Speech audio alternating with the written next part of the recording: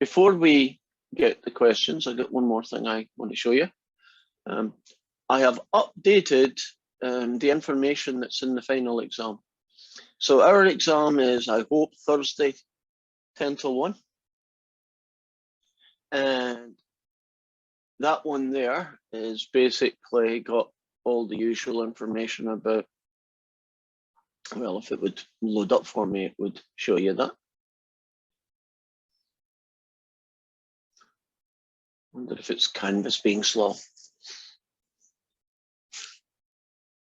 Well, can you trust me? It's got all the information. You can have a look at it in your own time. If you look in here, there's your Zoom link for the final. If you click on that, there won't be anything, but on the day of the final, that will be a PDF of your final in it. 10 multiple choice, 10 section 2s. Your upload your work in here. And here are 4 programs. Desmos, and then some direction field. Don't really need that one, so I don't know why I put that one in there, because you're not going to do 3D. Just remove that one. One less thing not to worry about. And then I've got 2 practice finals. One's called small and the other's called large. And the one that's called large has differential equations in it as well. So I found another practice final. So on the day of the final, those 2 things will disappear, because for obvious reasons, and everything else will stay put. So if you're wondering if you can use Desmos, as Kira was asking, yeah, there it is. And if you want to use direction field, I've got 2 different versions. Play about with it, see which one you like. Okay, I'm ready to get started. What's the first topic, question, whatever you want me to go over?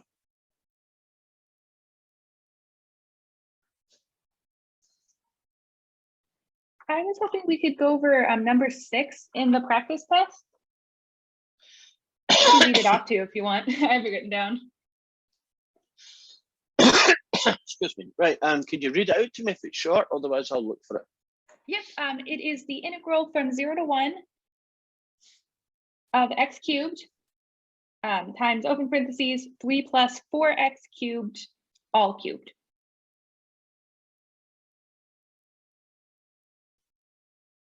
I just tried to do u substitution, and then I tried to do integration by parts, and everything I did made it look worse.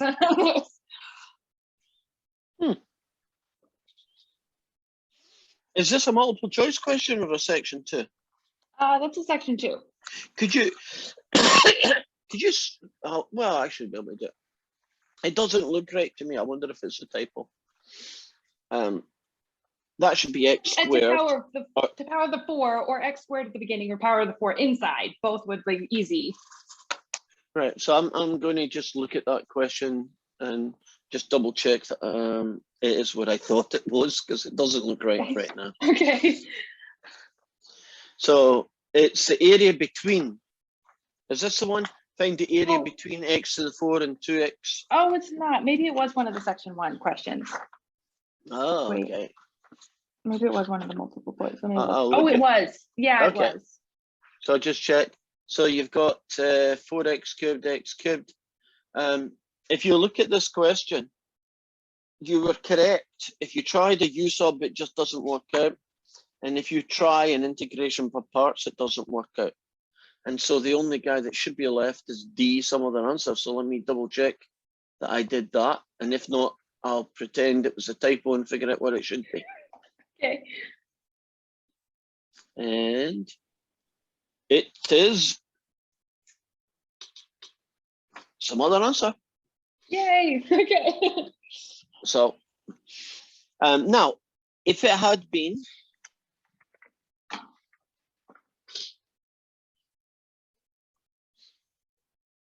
that would have been a u sub, and the u sub would have been that guy, right? And so on and so forth. So the fact that that makes me feel less crazy. Good. Remember, some other answer is an acceptable answer. Right? Questions can have some other answer as an answer.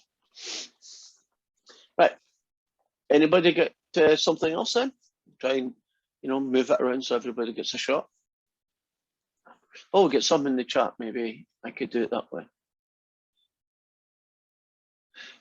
Is it only the derivative that you do in the chain rule to such as x squared plus 6? Dylan, I'm not 100% sure what you're asking.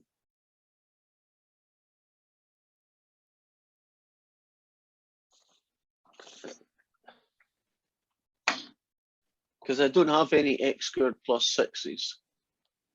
And I'm not sure what the derivative in the chain rule would be. Right, so it's a general question. Is it only the derivative that you do the chain rule to? Well, you'd probably have to put a power of 3 on that. There is a version of the chain rule that you can do in integration. It's essentially, it's what I call the linear substitution rule.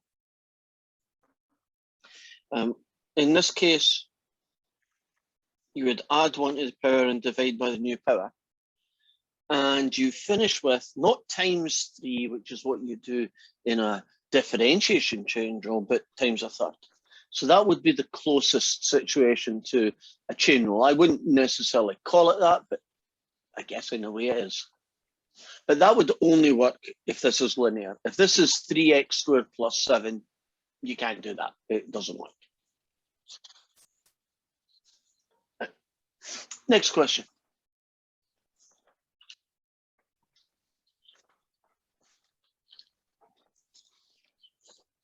You don't have one, that's fine. Kira might have one. Or Bernard, you got some? Yeah, I just had a question about the homework on section. I think it was 9.3. I was doing the problems and I wasn't getting the right answer, so I went back to the lecture videos of us doing it, and I like watched through those, and I saw that I'd gotten the same answer as you had whenever you did the question.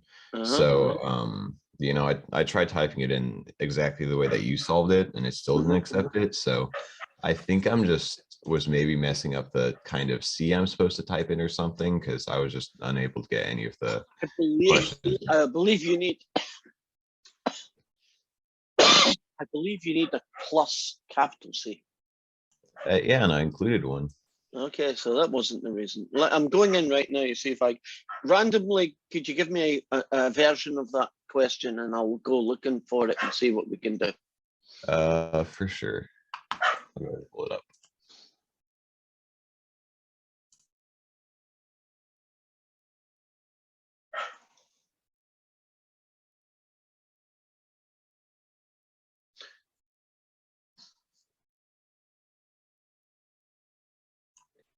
The first one was dy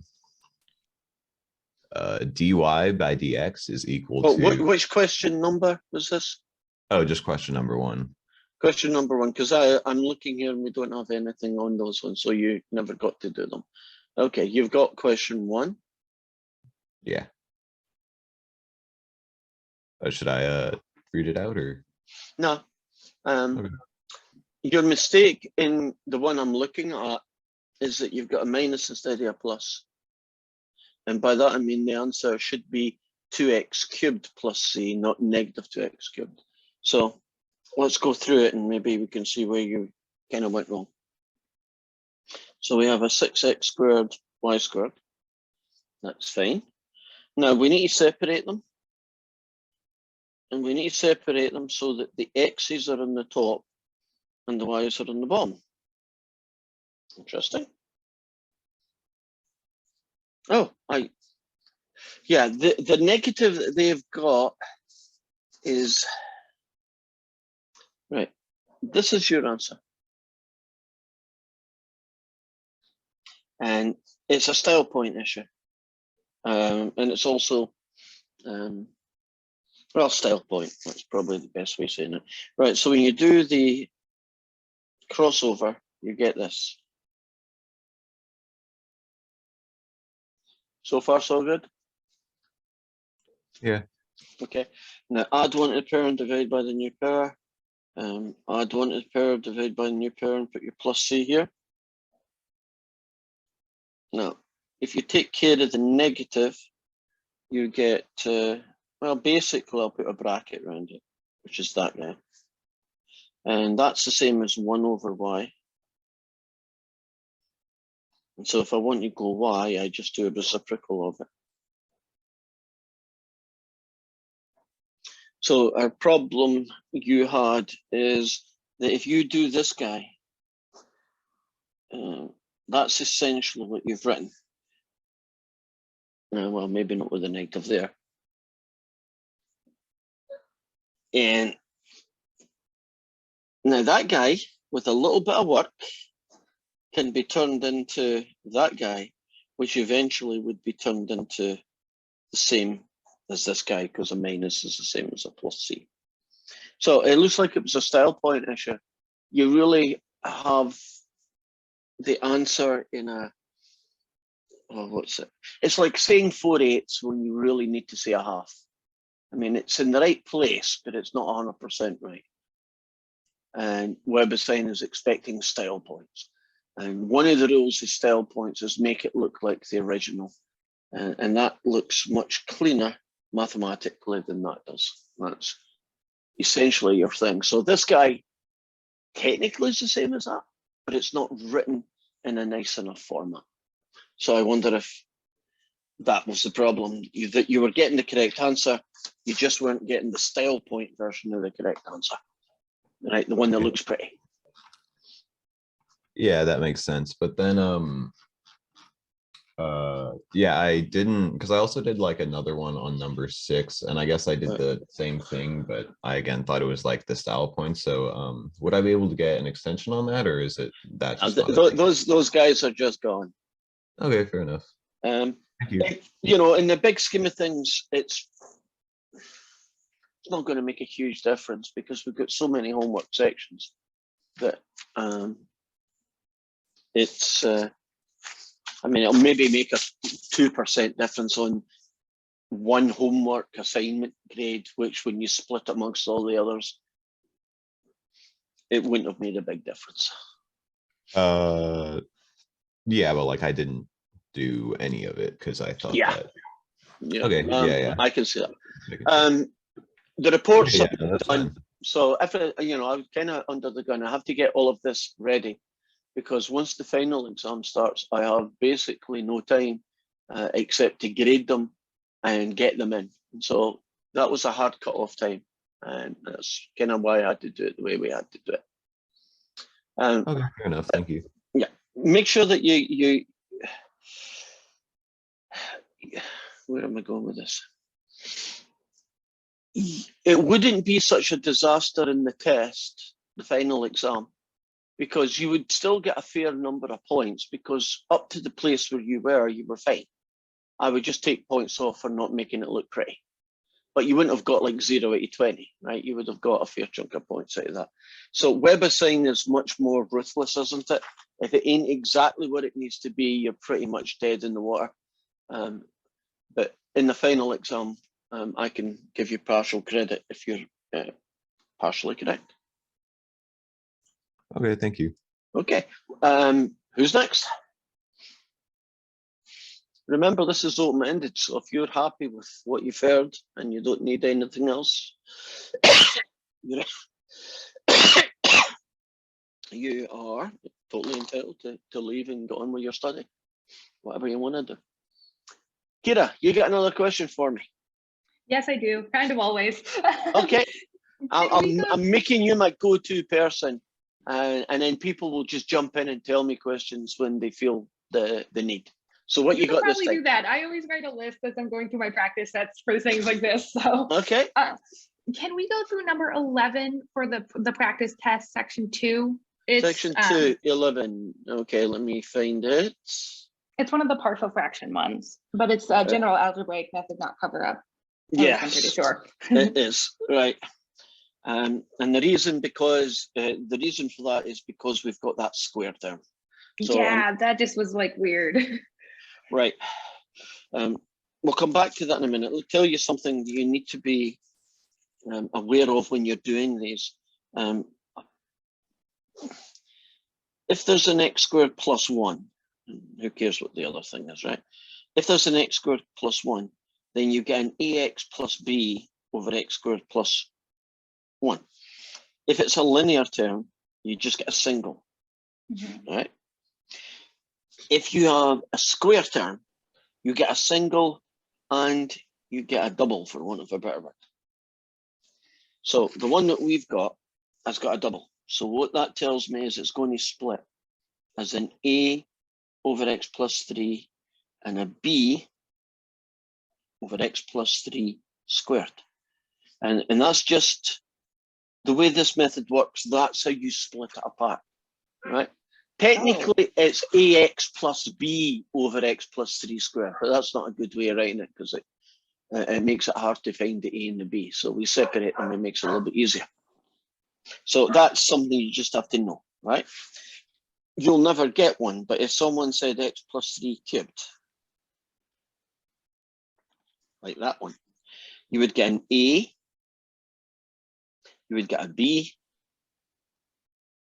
and you would get a c. But we normally only stick to 2, right? So that was maybe the first step that you weren't aware of. Okay? Yeah, I definitely didn't even think about that other square. Okay, so now what's going to happen is I'm going to combine these, and the way I'm going to do that is by multiplying this by a plus 3, top and bottom. And leave the other one alone because it's already x plus 3 squared. Are you comfortable with that becoming that? Yeah, that was good. So what we now have is ax plus 3 plus b over x plus 3 squared. And I'll take all those integrals out right now because they're just in the way and they're not helpful. And this is what the thing is equal to. And so we can now set up the fact that the numerators look like that. And we can do the choose x's. And very often in this situation, there is one value of x that is really helpful. And what value of x should I choose? Maybe -3, so we can It get rid of would that be. a first. And that gives me -3 add 6 equals nothing plus b.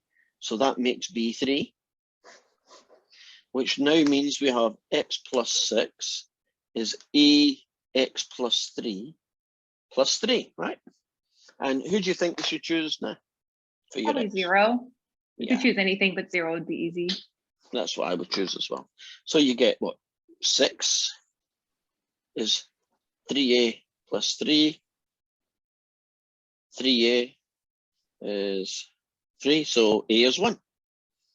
And that now means that we can take our original integral, which we couldn't really do, and split it into a, which is that guy, plus b, which is that guy. And if you integrate this guy, you get a natural log. To do this one, I would suggest that you think of it like that. And then you can use a linear shortcut method, or you could do a u sub x plus 3 if you prefer. If you add 1 to the power and divide by the new power, you get that. And so what you get is the log guy minus 3 over this guy plus c, and you call it good. Okay, that makes sense. Is there some way like I should be thinking about these partial fractions where I can like kind of reverse engineer it to make sure that I am breaking it down into the proper construction of it? One way you can do it, it's not a great check because it takes a bit of time, is if you want to make sure that this is really him, right? Which is what you're trying to do, is there a way to kind of work backwards? Algebraically, I wouldn't do it, but couldn't you differentiate these two? And if you differentiate these two and then put the whole package together, it should look like that. The amount of work to do that wouldn't be worth it.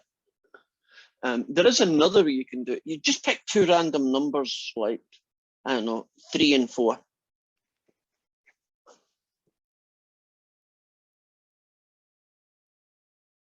Oh, I'm looking at the wrong guy here. This one here. Look at a number like 3 and 4, right? And you can do that on your calculator, and let's pretend the answer is 1.2345. Now, if this is correct, won't the natural log of x plus 3 take away 3 lots of x plus 3? If you value them at 3 and at 4, and just do it on your calculator, if you get 1.2345, isn't that an indication you did it right? Yeah, but like when back in the very, very beginning, when we're trying to break it into the A over this plus B over that, Yeah. Is there like a way to see there? Because it was really that square that messed me up, and I still don't fully get why that square Okay, back let to me, the other. right, let me try and look at this a different way. If you wanted to figure out what this thing is, then you have to split it as an x plus b over x plus 3 squared, right? That's how you would do.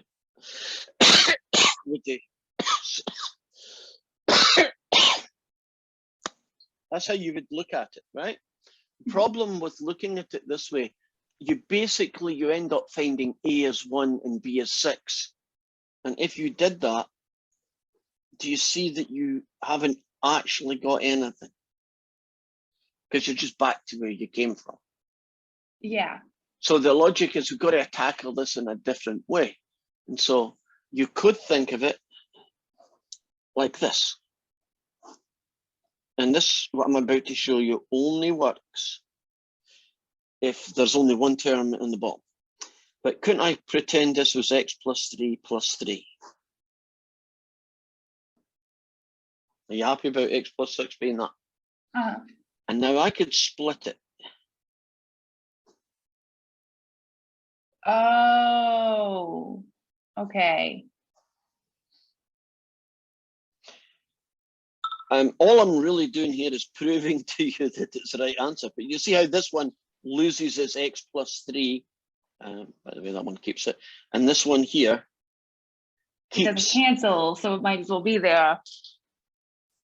Does that help? Okay. Yeah, no, that exactly helps. I remember when we did that the first time where we split a number into two things, and my brain kind of scrambled the first time too. So it makes sense I would have forgotten that. Okay. Really, this only worked because this was a simple question. If you add in an x plus 1 squared or an x squared plus 4 or something, you couldn't really break it apart very easily the way I could do here. But underneath it all, that's kind of what's happening. But let's say like there was another like x plus 1 term at the beginning, then it would be like a over x plus 1 plus b over x plus 3 plus c over x plus 3 squared. You nailed it. Okay. The rule still applies even if you can't really wrap your head around it. It's still just how those squares work. Yes, that's how the squares work. Okay. And then combine them all together and choose x as 3 and x as -1. And then once you know 2 of the answers, you can pick 0 and get the third one, which is probably how that one would work out in the end. Okay, yeah, that makes sense. Right, awesome, now, thank you. If that was an x squared plus 1, well, I'd have to change all my letters, but wouldn't this be an ax plus b? That would become a c, and this would become a d. Yeah, but it'd still be the same. We're just keep tacking on these rules for turning it into partial fractions. So yeah, you have rules for each situation. There really is only 3 situations, right? Don't care what's on the top. If it's linear, you get that guy. If it's something squared, you get that guy. And if it's something squared, but that kind of square, then you get the 2 pieces one. So basically, and that's really the only scenario. That's the only scenario that you're going to see. There are other scenarios if you ever do other math classes, you may see it, but for the ones you're going to see, that's the only ones you need to worry about. Okay, that makes sense. Cool. Okay. And now that I can put in my reference sheets, it makes me happy. Okay, let me just make your life hard. I know Okay. this is not a question that you would I get. love a puzzle. That's why I'm in this class. Right. How do you think you would do an x cubed plus 4? I imagine there were other terms, but how would that one break? That's how a square breaks, but how would a cube break? So would it be like an ax squared plus bx plus c? Like it would be a, You nailed it. really? Yeah. So you know you can expand the thing to more and more complicated situations. You know, couldn't you expand an x plus 3 cubed to have an x plus 3, an x plus 3 squared, and an x plus 3 cubed? So you could expand that one. Gotcha. That makes sense. But we don't, for lots of reasons, we don't do those types of questions, mostly because can you imagine how horrendous that question would be if there was just one more term? There'd be so many pieces, you'd be spending forever. And there's no guarantee that when you're finished, that the pieces that you got would be integratable, right? Oh, yeah. Our test would be 6.5 hours long. We'd have a lunch break. Yeah, you need a lunch break. Okay, anybody give Kira a little break for a second? Anyone else got a question?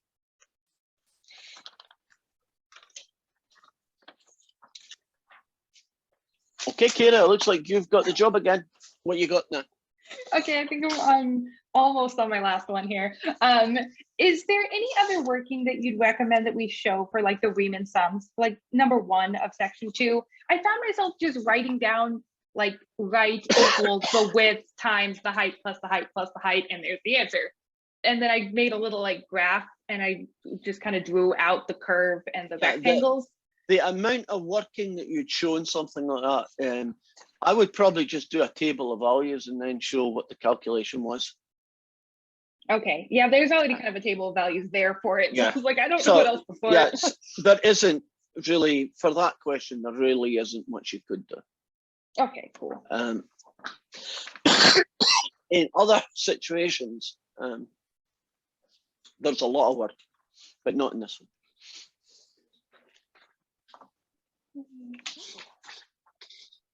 Okay, well, you guys, your times are important. Your time is important to me, and I'm sure it's important to you.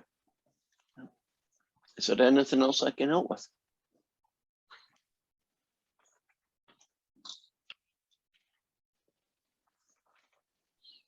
Okay, then we could call it a day. Good. I think we're good. Thank you so much for answering those questions. Okay, before you disappear, I just thought some. Thursday, the 9th, 10 till 1. Agreed? 10 to 1. Yeah. Right. Come 10 minutes early if you want, because I'll probably be here. And, you know, it'll give us a chance to check out that my PDF is working and you can see everything. So you might get an extra 10 minutes head start on the test.